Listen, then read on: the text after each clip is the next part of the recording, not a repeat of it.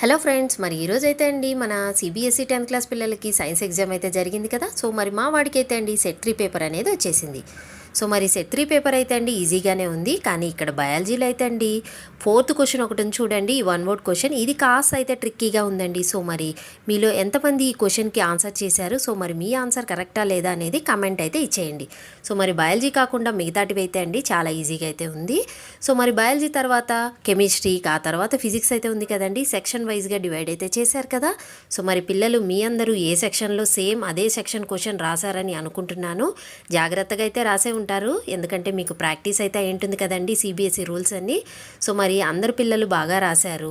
So మరి మీ అందరికీ ఏ set paper వచ్చింది, మీ సెట్ పేపర్ ఈజీగా ఉందా లేదా అనేది నాకైతే ఒకసారి కమెంట్ అయితే చేసేయండి. మీ యొక్క కమెంట్స్ నేను చూడాలని అనుకుంటున్నానండి. ఎవరెవరు ఎలా రాశారు, ఎవరెవరి పేపర్ ఎలా ఉంది అనేది తెలుసుకోవాలని అనుకుంటున్నాను. సో మరి సెట్ 3 పేపర్ అయితే అండి ఓవరాల్గా చాలా బాగా అయితే ఇచ్చేశారు. సో అందరూ బాగానే రాశారని అనుకుంటున్నాను. సో మ్యాథ్స్ ఎగ్జామ్ తప్ప ఇంగ్లీష్, సైన్స్ అనేది బాగుందని నేనైతే అనుకుంటున్నానండి. మీరేమనుకుంటున్నారు అనేది చెప్పేయండి.